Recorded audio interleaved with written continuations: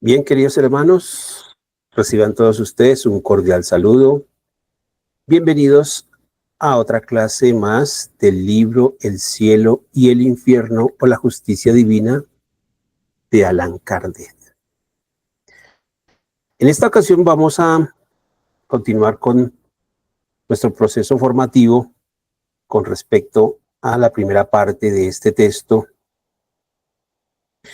Ustedes recordarán, la semana pasada vimos la primera parte de este capítulo titulado El infierno, que es el capítulo 4 de esta primera parte del texto. Ahí en esta primera parte del capítulo hablamos acerca de la intuición de las penas futuras, cuál es el motivo por el que en el ser humano está esta intuición que hace parte de nosotros, digámoslo así. Y como les decía yo a ustedes, a veces sucede que desde nuestra infancia nosotros mismos vamos teniendo esa intuición y intuimos que en determinadas situaciones, cuando nos habíamos portado mal, pues sabíamos que había un castigo. O por el contrario, cuando nos portábamos bien, pensábamos en una recompensa. Eso sucede a lo largo de la existencia del ser humano y no es, digámoslo así, en nuestra generación, sino que ha estado presente a lo largo de los seres humanos en su trasegar aquí en el planeta Tierra, desde los tiempos más inmemoriales, digámoslo así, históricos, en las diferentes civilizaciones, perdón, en los diferentes pueblos siempre ha estado presente esa intuición acerca de las penas futuras. También vimos ahí en esa primera parte de este capítulo lo concerniente al infierno cristiano imitado del infierno pagano. Vimos a que hacía referencia ese infierno pagano, en qué consistía el infierno pagano, y vimos cómo el infierno de los cristianos estaba imitado de ese infierno pagano, con algunas diferencias. Es más lo que se parece, digámoslo así, pero las diferencias, las cuales nos dimos cuenta que el infierno cristiano sobrepuja, es decir, exagera mucho más estos castigos. ¿Listo? Y en la parte final de esta primera parte hablamos acerca del limbo como ese lugar que fue ideado por la misma iglesia para designar el lugar como esa cuarta postrimería a donde iban a parar los niños pequeños que de pronto no habían recibido el sacramento del bautismo, o los salvajes, aquellos aborígenes que nunca hubieran recibido instrucción o evangelización y que tampoco tuvieran, perdón, el sacramento del bautismo. Entonces, de tal manera que vimos ahí que es el lugar, y hay las objeciones que pone la doctrina espírita y en especial el maestro Allan Kardec para, digámoslo así, si aplicamos la lógica y la razón, este lugar como el limbo no tendría razón de ser. Bien, esta noche vamos a continuar para ver la segunda parte de este capítulo y vamos a hablar del cuadro del infierno pagano y el cuadro del infierno cristiano. Vamos a ver a qué hace referencia a estos cuadros, esta descripción que nos hacen acá acerca de estos dos infiernos, del infierno pagano y del infierno cristiano.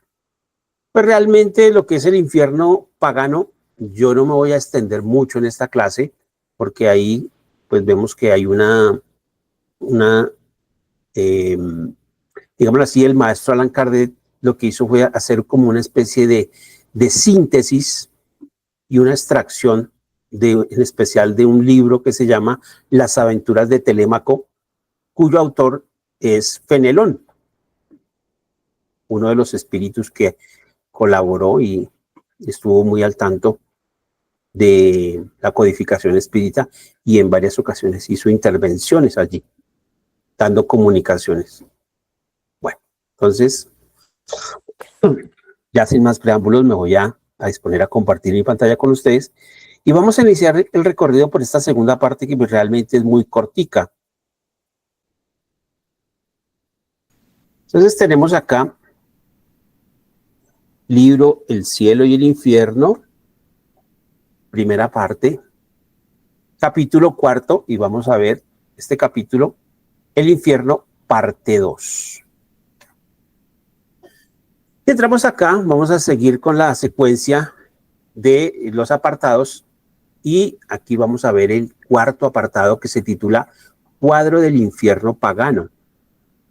Aquí realmente en este infierno dice el maestro Allan Kardec que lo que se conoce, aparte pues de las referencias y los textos que en su momento escribieron poetas griegos, como el caso de Homero, el caso del mismo Virgilio.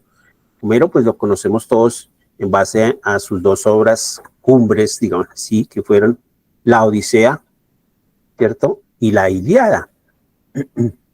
Estas dos obras en las cuales pues se relatan parte de esos mitos y creencias que tenía el pueblo griego acerca de su panteón, esa teogonía que hacía parte de esa filiación religiosa de este pueblo griego básicamente. Entonces obviamente ellos tenían la creencia de que había un inframundo y que en ese inframundo pues allí estaba Hades, que era el dios, el custodio, el guardián de ese infierno para los griegos, y el Plutón, a su vez para los romanos, era precisamente este dios, el guardián de ese inframundo, de ese lugar, el cual pues el infierno cristiano tomó muchas de sus elementos para conformar la versión cristiana de este infierno, ¿no? Entonces nos dice aquí el maestro Allan Kardec que básicamente estas narraciones, él encontró que una de ellas, digámoslo así, que hace una descripción muy pormenorizada de toda esta parte de este inframundo, pues está precisamente en un autor que se llama François Salignat de la Motte Fenelon. Es un conocido autor francés, dice ahí que nació en el castillo de Fenelon, en Périgord, Francia, en 1651, y desencarnó en Cambrai, Francia, en 1715. Fue un teólogo, obispo católico, poeta y erudito escritor francés. Escribió varias obras, pero entre ellas una de las que más se destacó fue precisamente Las aventuras de Telémaco, el hijo de Ulises. Y aquí básicamente dice el maestro Allan Kardec que dejó consignada en esta obra Fenelón pues muchas de estas creencias fundamentales acerca de este inframundo, de este infierno, ¿sí? Y que aparte de que esta obra tiene la sencillez precisa de la prosa, pues describe todos estos lugares lúgubres. Y aquí el autor se esmera básicamente por describir todos estos padecimientos que sufren allí los culpables. Y como lo veíamos en la clase anterior, es de notar que estos castigos que sufrían aquí, estos réprobos, estos culpables que iban allí, pues básicamente eran castigos individuales. No sucede como lo mismo que pasa en la iglesia cristiana y este infierno cristiano, donde se generalizó los castigos para todos los condenados, todos los réprobos que iban allí a este lugar.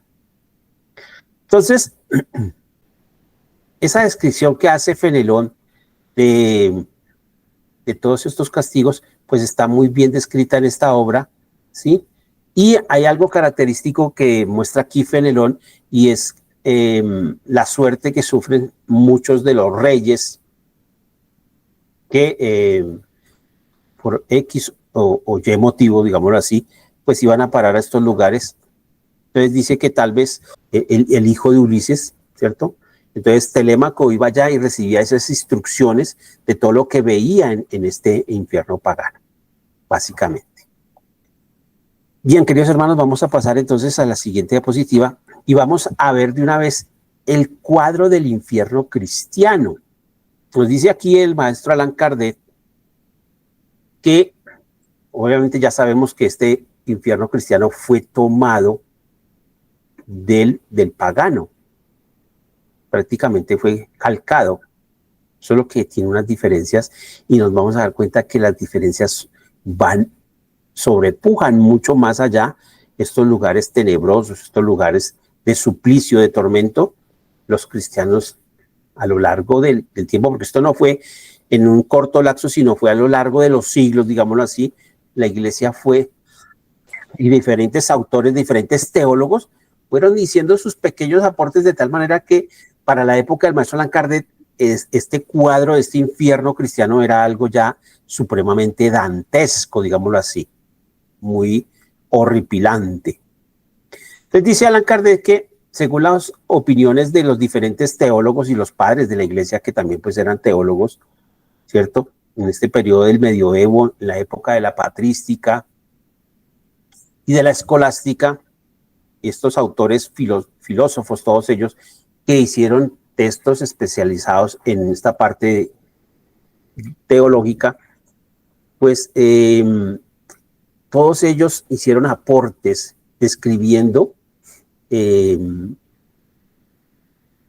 supuestamente lo que ellos creían que era este infierno, porque no había un precedente, salvo pues tomarlo del mismo infierno cristiano, básicamente. ¿Listo? Entonces, dice aquí que en textos de estos autores considerados por la misma Iglesia Católica como textos sagrados, ¿cierto?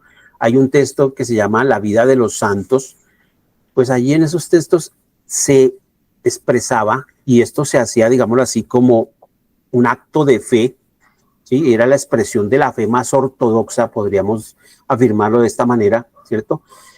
De tal manera que allí se daba paso a describir todos estos suplicios que ya estaban en el infierno pagano, se hicieron cada vez más severos, más horribles, podríamos utilizar esa palabra. Esto, obviamente, la iglesia en los diferentes concilios lo fue reafirmando en los concilios vaticanos. El concilio era una reunión que se hacía, se elegía un lugar, una ciudad determinada, y allí se daba cita el Papa, el sumo pontífice, y los cardenales, y la mayoría del grupo que fuera convocado, podían ser 20, 30, 40, 50, 70, hasta más, se hacían allí en estas reuniones, iban los obispos de diferentes lugares, de diferentes partes, y ahí se hacían ese concilio para tratar diversos temas y ponerse en todos de acuerdo y sacar, digámoslo así, un documento que venía a recibir la oficialización por parte del Vaticano como tal, del mismo Papa como tal, ¿listo? De tal manera que todos estos relatos que estaban en estos textos teológicos, pues vino a ser parte de los mismos sermones y de la misma cátedra evangélica que daban los obispos, los cardenales, los diferentes sacerdotes en las diferentes parroquias y diferentes abadías, según fuera el caso. Y esto se extendió básicamente, podríamos así decirlo, por todo el mundo occidental, toda Europa básicamente. Al comienzo, antes de que se separara la iglesia, el primer sigma de la iglesia, pues estos concilios se hacían junto con la iglesia copta o la iglesia ortodoxa de Oriente. Y cuando ya hubo ese sigma, pues las dos iglesias se separaron, la iglesia católica siguió su curso aparte, y después, pues ya sabemos, vino el segundo sigma de la iglesia, que fue llevado a cabo por el señor Martín Lutero. De esto vamos a hablar en la siguiente clase, básicamente, cómo Martín Lutero se separó siendo miembro de esta misma Iglesia Católica, se separó a consecuencia de la forma como la Iglesia empezó a manejar esa figura del purgatorio, que es lo que vamos a hablar en el siguiente capítulo. Entonces aquí en este cuadro del infierno cristiano, Allan Kardec nos describe tomando diversas o extrayendo diversas citas de cada uno de estos textos, lo que es más significativo y podríamos decirlo a su vez lo más escalofriante. Entonces dice aquí Allan Kardec que según estos teólogos y expertos en este infierno cristiano, pues dice que los demonios son puros espíritus, ¿sí? Y que los condenados actualmente en el infierno, ahí, ojo con esto, tengan en cuenta, queridos hermanos, que aquí se está aceptando la existencia de los espíritus. Entonces ellos dicen que los demonios son espíritus, ¿cierto? Igual que los condenados que van allí, estas almas que van allí al infierno, ¿sí? Son consideradas también espíritus. ¿Listo? Esa alma, una vez ha muerto y que baja allí a este lugar, a este infierno, ¿cierto? Allí, después de cuando exista la resurrección, esta alma allí va a conformar su cuerpo con huesos, ¿cierto? Con todas las partes. Y ahí se va a presentar una metamorfosis, básicamente, en el día de la resurrección. Todos los condenados deben resucitar, según estos textos sagrados, dicen acá, que deben resucitar el último día, es decir, el día del juicio final, y deben volver a tomar su propio cuerpo, el cuerpo que tenían, es decir, un cuerpo carnal, un cuerpo material. Ese cuerpo que van a tomar no es un cuerpo diferente, sino el cuerpo con el que se conocieron cuando estaban vivos. De tal manera que así se van a poder distinguir unos de los otros, o sea, no va a haber ningún tipo de confusión. Estos elegidos que vayan al cielo, ellos también van a ser convocados, van a resucitar en ese mismo día, solo que va a haber la separación. Unos van para el cielo y los otros para el infierno. Inclusive le dice la Iglesia Católica que los difuntos, sus almas, cuando mueren en pecado, bajan al infierno y para la resurrección son sacados del infierno para dárseles un nuevo cuerpo, o no un nuevo cuerpo, sino reconstruir su nuevo cuerpo, digámoslo así, es como una especie de milagro. ¿Listo? Dicen aquí estos teólogos también que el infierno es por consiguiente un lugar físico y geográfico, aparte de eso que es un lugar material, en el cual pues está poblado de criaturas, ¿sí? Tanto demoníacas, demonios como tal, como de seres humanos. Allí, por lo tanto, estos seres tienen cuerpos, tienen pies, manos, boca, lengua, por dicho, un cuerpo normal, con nervios, y esto ahí lo resaltan, debe tener nervios para sentir dolor. ¿Listo? No se han puesto de acuerdo todavía los teólogos acerca de la ubicación de este infierno. Anteriormente, pues decía que estaba en el centro de la Tierra. Hoy en día, pues como todo ha ido cambiando con la llegada de la astronomía, este infierno en el centro de la Tierra, pues aún así quedó revaluado. Entonces, por lo tanto, dicen que pues puede estar en el centro de la Tierra o en diferentes planetas, dicen los mismos textos, ¿sí? Pero no hay un consenso claro que diga, bueno, va a estar en determinada parte. Tampoco ningún concilio se ha puesto de acuerdo o en ningún concilio ha sido tratado o definido la ubicación real del infierno como tal. Lo único que se sabe y pueden afirmar aquí es que es un mundo material, que es un mundo totalmente desprovisto de sol, de luna, allí no hay cielo, todo es oscuridad, es un lugar triste, tenebroso y supremamente inhóspito. Algunos teólogos, y dice Allan Kardec que los más circunspectos, así como los más cuidadosos, pues no se arriesgan a describirlo mucho. Entonces, más o menos se basan en algunos postulados de los infiernos que podrían decir, por ejemplo, los egipcios, los hindúes, los griegos, ¿cierto? Tomando estos infiernos paganos, pero no describen mucho los horrores de aquella mansión. A veces se limitan solamente a decir que allí los desencarnados pues van a un estanque de fuego, ¿sí? Y de azufre, como ese estanque que se describe en el mismo Apocalipsis de Juan el Evangelista.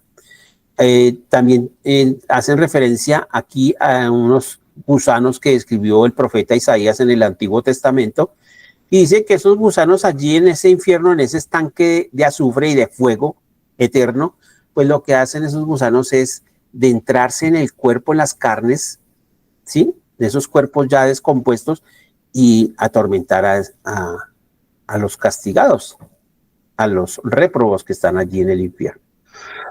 Hay demonios allí que están atormentando a estos condenados, y algunos de ellos tienen unos garfios de metal, como unas garras, con las cuales los meten y sacuden a estos hombres que están allí.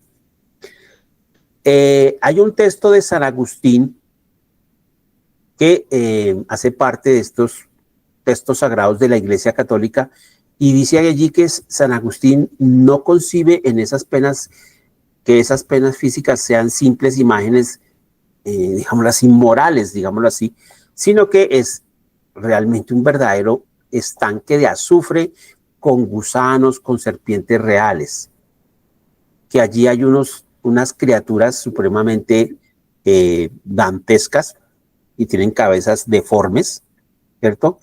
Y que son gigantescas y muerden a los condenados y los llevan a lugares desiertos, o sea, desolados, y allí para poderlos torturar mucho mejor.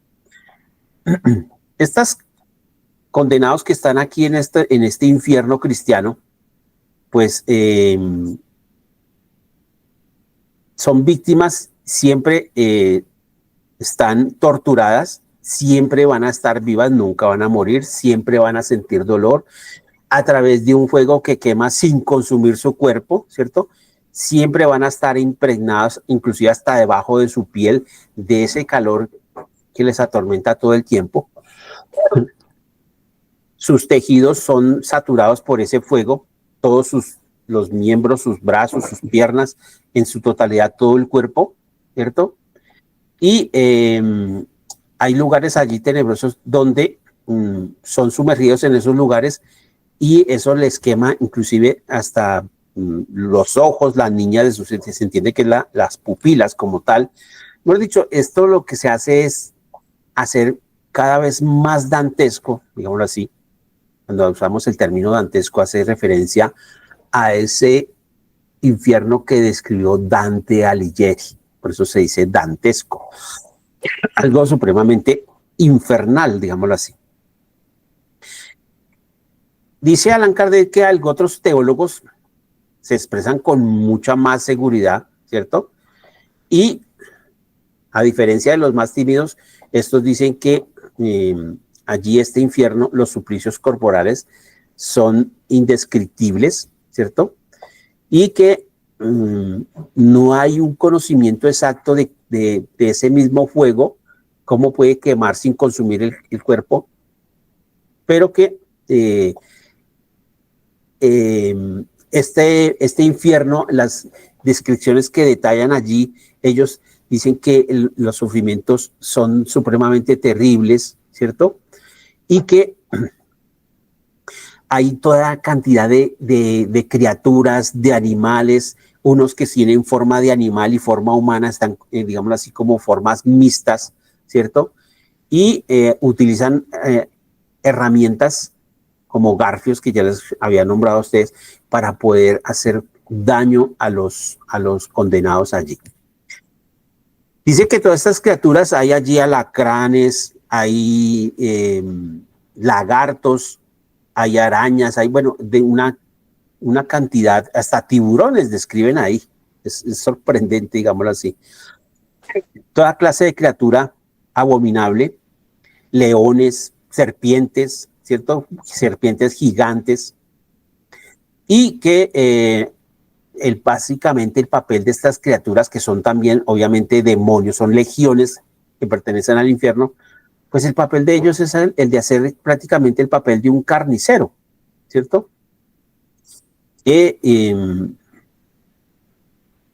desollar y destajar esas carnes que vuelven otra vez y se componen mágicamente o milagrosamente, digámoslo así. Dice allí que algunos de estas criaturas, de estos demonios, ¿cierto?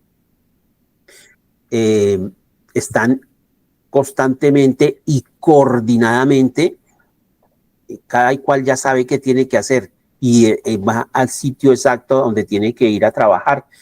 Y el trabajo de ellos, igual que el de los condenados, es por toda la eternidad. Los condenados para sufrir y los demonios para estar infringiendo el daño, ¿cierto? Esos demonios también dicen aquí que no son nada espiritual, sino son también físicos, son materiales, ¿cierto? Y esos demonios, la función principal, como les decía, es atormentar a estos condenados. Los condenados tienen que sufrir a través de todos sus sentidos y los sufrimientos son de todos los órdenes, no solamente afecta las vistas, el oído, sino todo el cuerpo como tal. Hay diversos tipos de demonios allí y esos demonios, la iglesia, esto digámoslo así, lo tomó este infierno cristiano, lo copió del infierno pagano y dice que, por ejemplo, allí hay demonios que están especializados en castigar a las personas que cometieron el pecado, por ejemplo, de la gula, ¿sí? Hay otros que cometen el pecado, por ejemplo, de la pereza, ¿sí? Entonces hay demonios especializados para la pereza. De los que cometen el pecado de la fornicación, entonces hay demonios especializados en castigar esa fornicación.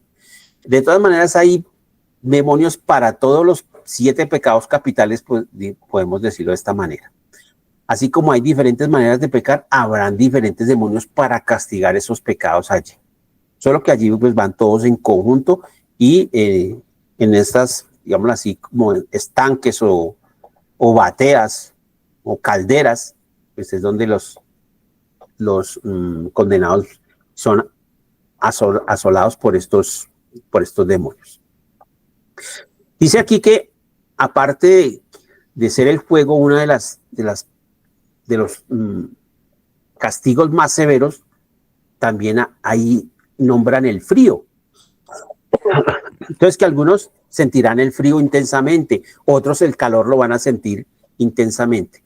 Algunos querrán estar quietos y no lo van a poder hacer, otros van a querer estar en movimiento y tampoco van a poder hacerlo, ¿cierto? Los hambrientos pues siempre van a estar hambrientos, los sedientos siempre van a estar sedientos, algunos van a estar fatigados, digámoslo así. Los que murieron en pecado y tenían esas enfermedades van a continuarse allí y el dolor de esas enfermedades va a ser mucho más fuerte que cuando estaban en vida, digámoslo así. Algunos sentirán los dolores tanto que sus cuerpos van a sentir que sus coyunturas, es decir, las articulaciones se van como si se fueran a desmembrar, se fueran a salir de su sitio. Algunos van a estar llenos de llagas, ¿cierto? Pero todo esto se describe que va a ser por la eternidad.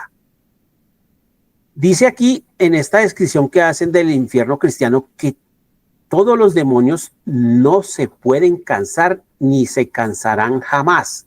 Es decir, todos ya saben qué tienen que hacer y ellos tienen la fuerza suficiente para trabajar por toda la eternidad. ¿Listo? Entonces dice aquí Allan Kardec que nunca se vio una legión tan disciplinada y tan dócil para ejecutar todas las órdenes de venganza que recibieron desde arriba, ¿no? Ustedes ya saben de dónde viene. No solamente el jefe del infierno, sino es con la licencia del Todopoderoso, de nuestro Padre Celestial. Entonces, estos demonios tienen que estar allí todo el tiempo. Ellos son supremamente fieles, nunca se van a rebelar, ¿cierto? Contra el jefe del infierno, ¿cierto? Muchos de estos demonios, dice aquí Allan Kardec, apenas sí son conocidos por la gente.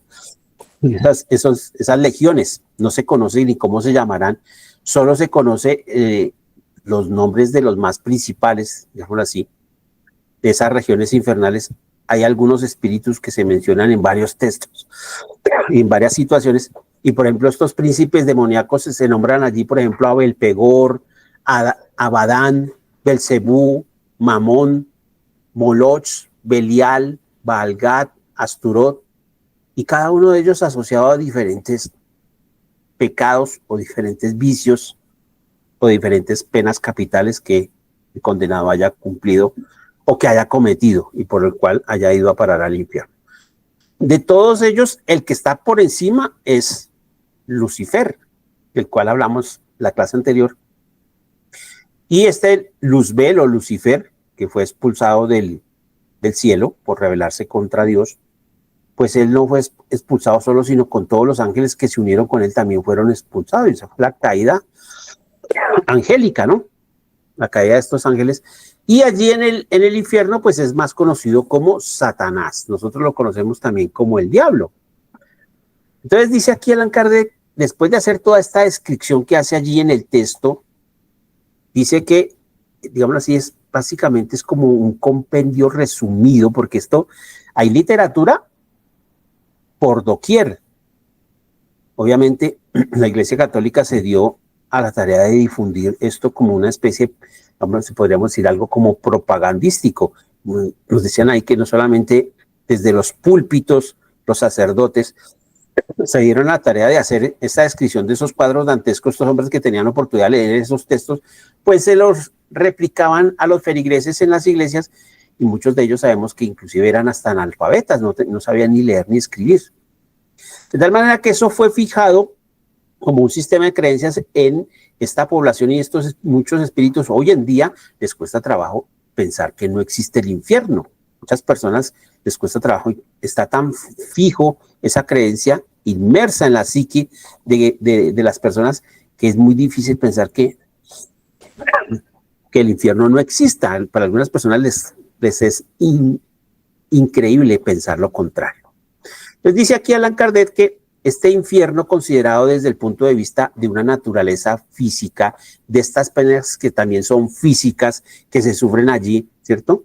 Entonces dice Allan Kardec, miremos los libros de la iglesia, los libros de teología, están saturados de toda esta información, ¿cierto? Y dice ahí, habla también de estos doctores antiguos, estos doctores de la ley, estos teólogos, estos filósofos, ¿cierto? Y cómo plasmaron en estos textos todo este tipo de información, obviamente tergiversada, porque no es una realidad. Dice también Allan Kardec que miremos los cuadros que están en las iglesias, en nuestras iglesias, en las esculturas. Y dice Allan Kardec, prestado oído a lo que se dice en nuestros púlpitos y oiréis muchas cosas más. Vamos así, aumentándole a este infierno cristiano. Aquí también habla Allan Kardec de esa segunda venida de Cristo en el juicio final a las naciones, en el cual va a haber la resurrección. Todos los cristianos y las iglesias protestantes hacen referencia a esta resurrección, en el cual en ese día del juicio final pues se van a levantar de sus tumbas y van a resucitar todos los difuntos. Sus cuerpos, y aquí hablan los teólogos de que Dios va a hacer 2 milagros en ese día del juicio final, ¿cierto? Y ese milagro, aparte de que Dios los va a volver a la vida, ¿cierto? Que ese sería el primer milagro. El otro milagro, dice aquí Allan Kardec, que también llama mucho la atención, es que aquellos mortales, con sus cuerpos ya descompuestos, gastados, pútridos, putrefactos, ¿cierto? Van a poder volver nuevamente a la vida. Y su cuerpo se va a restituir completamente. Y un cuerpo que estaba, digamos así, ya casi que hecho polvo, deshecho, va a volver nuevamente. ¿Listo? Entonces, aquí nos dice los 2 milagros de la resurrección.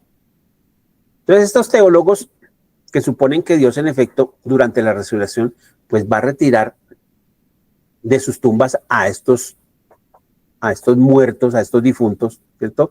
Los va a sacar con su cuerpo de la tierra, ¿sí? Y les va a devolver la contextura al cuerpo tal cual estaban antes de morir, ¿cierto? Dice Allan Kardec, cuerpos de pronto que estaban ya supremamente enfermos, ¿cierto? Degradados por la misma vejez, ya de avanzada edad, por ejemplo, ya de una edad muy avanzada, cuerpos inclusive dañados por vicios, por el trago, bueno, por muchos abusos. Los va a restituir Dios completamente, ¿sí? Los va a llenar de, digámoslo así, de una vida, ¿sí? Y este sería el primer milagro. A estos cuerpos que les da nuevamente esa vida, los vuelve a la vida como tal, ¿cierto? Los va a restituir de esa manera para poder volver a condenarlos, que vuelvan nuevamente a ese sitio de suplicio, pero con su cuerpo restituido para que puedan sufrir, digamos así, estos suplicios o estas torturas las puedan sufrir de una forma más fehaciente. ¿Listo? ¿Por qué? Porque ahí nos decían que los que estaban allá en el infierno eran espíritus puros, ¿cierto? Y los demonios eran espíritus puros, salvo que decían que los demonios tenían un cuerpo material. En la resurrección, estos condenados van a ser sacados del infierno, se les va a restituir su cuerpo y Dios los va a volver a condenar nuevamente al infierno. Les dice aquí, la resurrección solo empeora la situación de los réprobos, es decir, de estos condenados. Y lo que hace realmente esta resurrección es que no va a restablecer ninguna de las condiciones de los seres humanos, ¿cierto? Que de pronto hayan cometido una falta por una sola vez, pero que están condenados irremisiblemente por toda la eternidad. Cuando se dice irremisiblemente es que no hay vuelta atrás, ¿cierto? Entonces, esta resurrección se va a convertir realmente como en una de las miserias más atroces para los mismos réprobos, para los mismos condenados, ¿cierto? Porque aparte de que los vuelve a la vida, les restituye su cuerpo, que ese es el segundo milagro, volverlos a la vida y restituirles el cuerpo íntegro como estaban antes de morir, ¿cierto? Los va a preparar para que puedan sufrir estas torturas horribles infinitamente. ¿Listo? Entonces, dice aquí el maestro Allan Kardec, esto sería en parte una verdadera creación, la más maliciosa y que la imaginación se haya atrevido a concebir. Esta creación del infierno cristiano, tan exagerado, digámoslo así. Entonces dice aquí, Dios, después de permitir que estos condenados vayan al infierno, Él cambia de parecer, le restituye su cuerpo, ¿cierto? Y añade tormentos, no solamente espirituales, sino ahora tormentos físicos, tormentos carnales, ¿cierto? Que van a durar por toda la eternidad. Obviamente se dice que Dios, por ser Dios, tiene todo el poder y todas las leyes y para Él no hay imposibles. Entonces Dios puede hacer esto. Estos cuerpos que estaban ya descompuestos, ¿cierto? Resucita esas carnes enfermas y corrompidas, las mantiene y las perpetúa, obviamente con su mismo poder, hace ese milagro que esas carnes puedan volver otra vez a conformarse y esta vez ya es por toda la eternidad. O sea, qué bonito que hubiera hecho Dios ese milagro para darles una segunda oportunidad, ¿cierto? O de pronto como enmendarse en alguito, pero no, les concede esa gracia, pero para poderlos castigar mejor. ¿Listo? Entonces, Dios aquí se convierte como en un ser inmisericordia, ¿cierto? Un ser supremamente vengativo, supremamente duro, ¿listo? Y después de que les ha restituido el cuerpo a estas víctimas, los va a echar al fuego, ¿sí? No se van a purificar en ese fuego, el fuego no es para purificar, sino es para el contrario, para torturar cada vez más. ¿Listo? Bueno. Entonces nos dicen acá que Si aceptamos esa resurrección, como nos la pintan los dogmas cristianos en las iglesias cristianas, pues Dios sería entonces el verdugo más grande, inclusive más grande que el mismo Satanás, ¿cierto? Sería el verdugo más grande del infierno. Dice Allan Kardec que con este milagro de la resurrección, pues Dios se convierte en uno de los verdugos más grandes. Porque los condenados, obviamente, aparte de sentirse culpables por haber cometido faltas, por estar alejados de sus seres queridos y por ser rechazados por el mismo Dios, ¿cierto? El mismo Dios se ensaña ahora contra ellos. Entonces, les pareció a los padres de la iglesia que era muy poca cosa que Dios los abandonara a su suerte allí en el infierno, y era necesario que Dios los sacara de allí, les restituyera su cuerpo, ¿cierto? Y nuevamente los volviera a castigar, pero en esta forma un castigo más severo, más intenso, en ese cuerpo que ya está restituido y que van a estar allí por toda la eternidad. Entonces dice Allan Kardec, Dios los va a sacar, los saca por un momento a la luz del día, ¿cierto? No para consolarlos, ni para decirles, bueno, están arrepentidos, no, sino para revestirlos de un cuerpo que nuevamente va a ser consumido por el fuego. O sea, abrazado por el fuego, mas no se va a consumir, tiene que durar, es un cuerpo asqueroso, ardiente, imperecedero, ¿cierto? Y Dios, después de que están en el infierno, los va a abandonar para siempre, por toda la eternidad. Entonces dice aquí Allan Kardec, si nosotros hacemos una recontextualización de lo que hemos visto hasta el momento, de cómo ha sido la descripción que hicieron estos padres de la iglesia, estos teólogos, de este infierno cristiano, y lo comparamos con el infierno pagano, pues el infierno pagano resulta ser menos cruel, ¿cierto?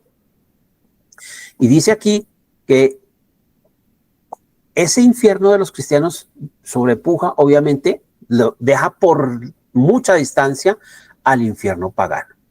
Porque en el Tártaro las penas, ya habíamos visto, son individuales.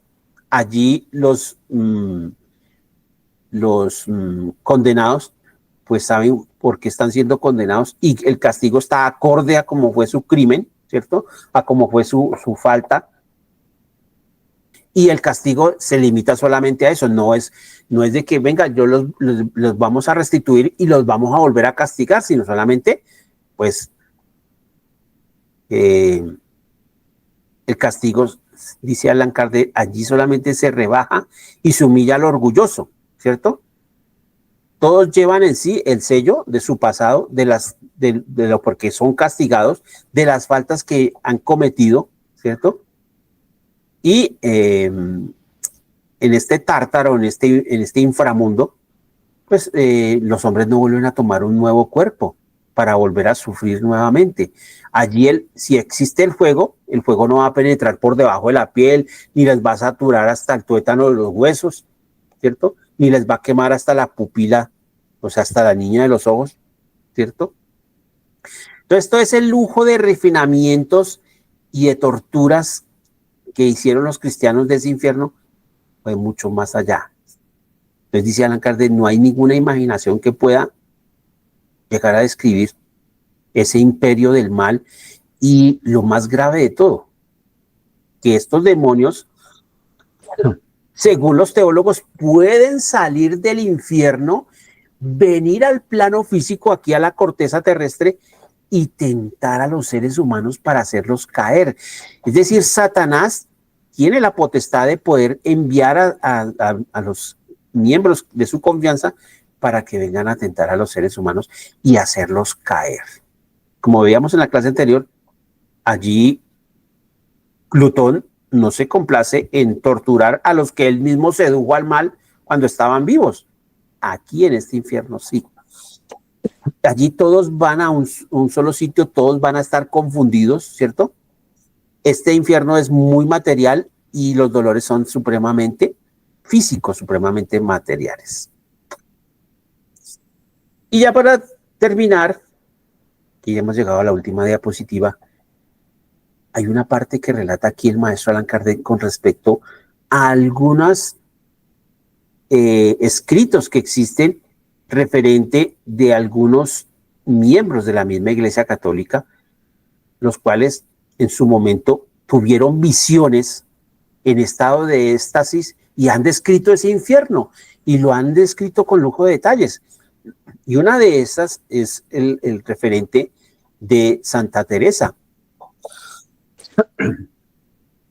Que vemos aquí como esta Santa Teresa de Ávila, pues describió la forma como ella entró en un estado de éxtasis, que es un estado muy similar al sonambulismo, y ella se vio en ese infierno y se vio en un lugar donde ella no se podía ni acurrucar, no se podía mover, solamente había una pequeña rendija, un pequeño orificio delante de ella, y a través de eso ella pudo ver los suplicios de todos los condenados, el fuego quemando las carnes, vio a ciertos demonios, y ella recibió como eso, como una especie de mensaje de lo que ella tenía que hacer para evitar ir a esos lugares, y lo tomó como una especie de anuncio o un aviso por parte de Dios. Entonces dice Allan Kardec que obviamente dentro de la misma Iglesia Católica deben haber sacerdotes, obispos, presbíteros que hagan uso del buen sentido, ¿cierto? Y que de todas maneras ellos como que digan, no, yo no me puedo creer o comer ese cuento de que existe ese infierno tal cual. Y muchos de estos hombres de pronto no lo pueden decir de viva voz, pero en su fuero interno pueden decir, yo no admito esos hechos literalmente, ¿cierto? Pueden haber muchos hombres dentro de la misma iglesia, dentro de esta institución, ¿cierto? Que obviamente viendo todas esas alegorías y todos esos relatos que están consignados allí en estos textos, ¿cierto? Pues hagan digámoslo así, una propia interpretación sin exagerarlo hasta ese punto, digámoslo así. Pero dice Allan Kardec, lastimosamente la opinión de estos son, aparte de que no son muchos, de todas maneras, su opinión es individual y no tiene una fuerza para que se constituya ni una fuerza de ley, digámoslo así, y se pueda hacer esto, o se pueda promulgar, y se pueda desacreditar esa creencia en ese infierno tan severo, digámoslo así. Entonces la creencia en ese infierno material y en todas sus consecuencias, pues dice, no deja de ser un artículo de fe para la misma iglesia y se convierte en un artículo de fe para los mismos feligreses, para los mismos creyentes. ¿Listo? Entonces dice Allan Kardec, a pesar de todo esto, ¿cómo pueden haber personas que vieran en éxtasis esos sucesos? ¿Cierto? Siendo que obviamente ya los espíritus nos han venido a decir que no existen estos lugares tal cual. Entonces dice Allan Kardec que hay que tener mucho cuidado con este fenómeno del éxtasis, porque obviamente puede haber allí una facultad real, estas personas pueden haber tenido esas visiones, pero se sabe que en el éxtasis el mismo espíritu de la persona que está en el proceso, en ese fenómeno del éxtasis, puede tener visiones a veces creadas por ellos mismos, que son a veces el reflejo de sus mismas preocupaciones, de su mismo estado espiritual, de su estado a veces de sobreexcitación, ¿cierto?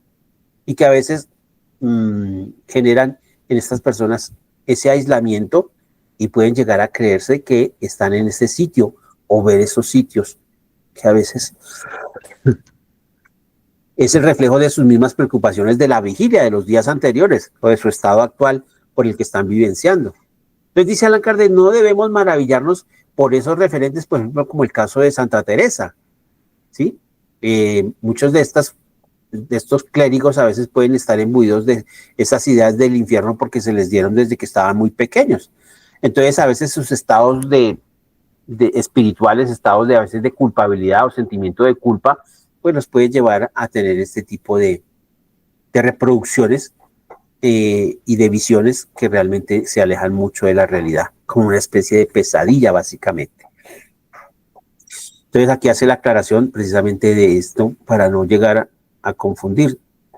Hay de pronto autoridades eclesiásticas que han tomado y se han servido de estos escritos, por ejemplo, como el de Santa Teresa de Ávila y de algunos otros que relataron esas visiones y los han hecho un artículo de fe, digámoslo así, y le han dado toda la aprobación por parte de la Iglesia Católica como tal. Bueno, queridos hermanos, así de esta manera hemos llegado al fin de este capítulo del infierno.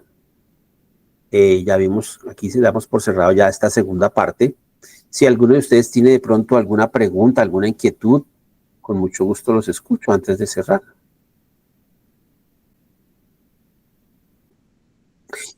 Bueno, queridos hermanos, quiero invitarlos entonces para la siguiente clase. Vamos a ver el capítulo número 5, que se titula El Purgatorio, y vamos a ver todos los pormenores acerca del purgatorio, cómo surgió esa idea del purgatorio, por qué se hizo necesaria esa figura del purgatorio, porque como veíamos en esta primera parte del texto, cuando hablamos del cielo y después hablamos del infierno, pues solamente vemos dos lugares a los cuales son dos caminos que pueden elegir los seres humanos, o el cielo, que es la recompensa, es donde se goza, van los bienaventurados a gozar de la dicha eterna, o el infierno, que es el lugar del suplicio, el lugar del castigo eterno, obviamente también.